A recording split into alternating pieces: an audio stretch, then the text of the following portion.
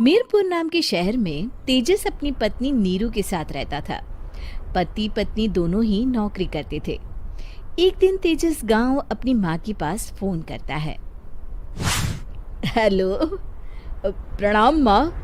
जीते रहो माँ, तुम दादी बनने वाली हो हैं? अरे वाह, ठीक है बेटा, मैं कल ही आती हूँ।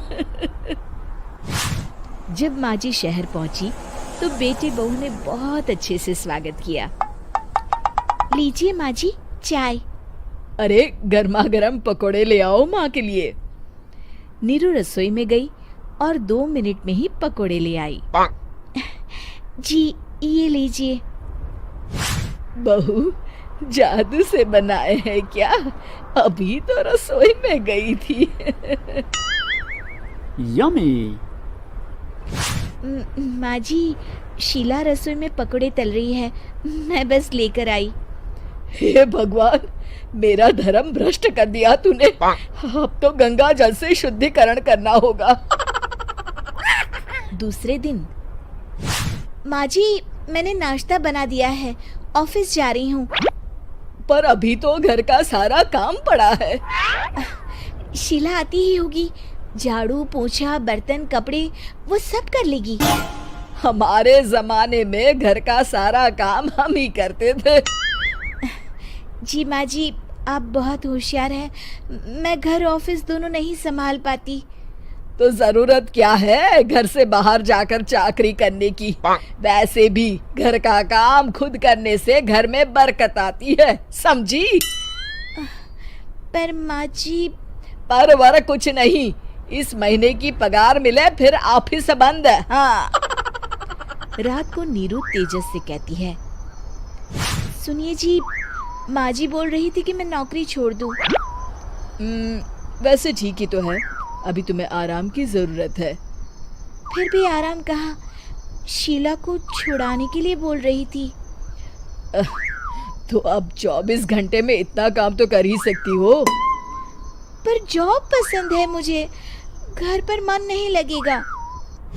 अगले दिन जब दोनों ऑफिस के लिए निकल रहे थे, मेरी तो कोई कीमत ही नहीं है इस घर में। माँ जी, आजकल महंगाई बहुत है, रहन सहन भी बदल गया है, दोनों नौकरी करते हैं तभी ठीक रहता है। अच्छा, तू कहना क्या चाहती है?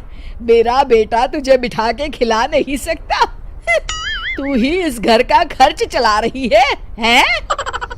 नहीं माँ जी, मेरा वो मतलब नहीं था।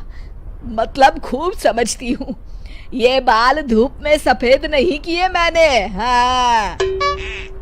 अब तो ये रोज का काम हो गया था। तेजस भी रोज की झिकझिक से परेशान हो गया था। एक दिन उसने कहा, नीरू, वैसे भी तुम्हें मैटरनिटी लीव मिलने वाली है, तो अभी से ही छुट्टी ले लो। पर क्या, मेरी सैलरी अच्छी खासी है। आखिर नीरू ने रिजाइन कर दिया। जब बच्चा हुआ तो घर में सब बहुत खुश हुए। कुछ दिनों बाद तेजस फाइल देख रहा था। क्या हुआ तेजस, कुछ परेशान लग रहे हो? हाँ, वो हमारी जितनी सेविंग्स थी वो तो हॉस्पिटल में और छठी के फंक्शन में खत्म हो गई है नीरू।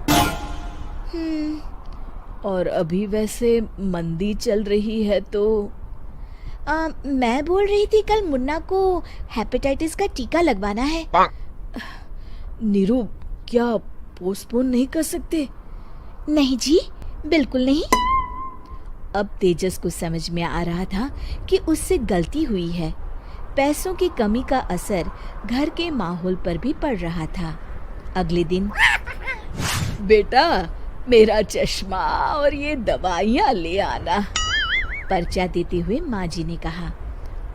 जी। तेजस, मुन्ना के लिए दूध का डिब्बा और डायपर भी ले आना, और ये किराने के सामान की लिस्ट है, इसे भी लाना है। तेजस गुस्से में लिस्ट मरोड़कर फेंकता है और चिल्लाता है, पैसे क्या पेड़ पर उगते हैं? ये ले आना, वो ले आना।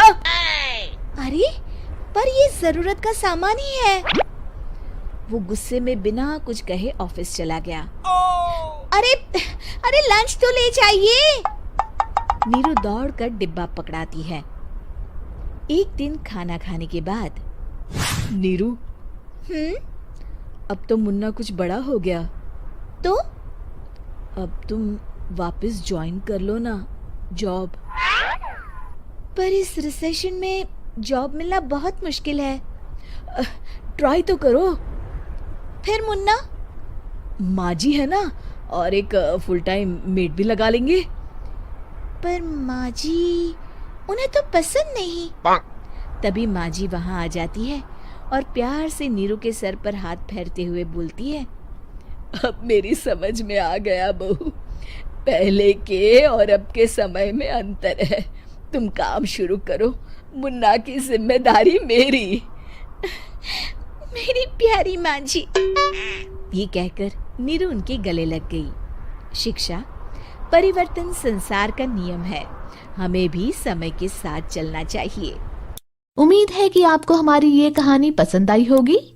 कृपया हमारे चैनल को सब्सक्राइब करें और सभी अपडेट्स के लिए बेल आइकन जरूर क्लिक करें। और हाँ, वीडियो लाइक और शेयर करना मत भूलिएगा। Bye bye.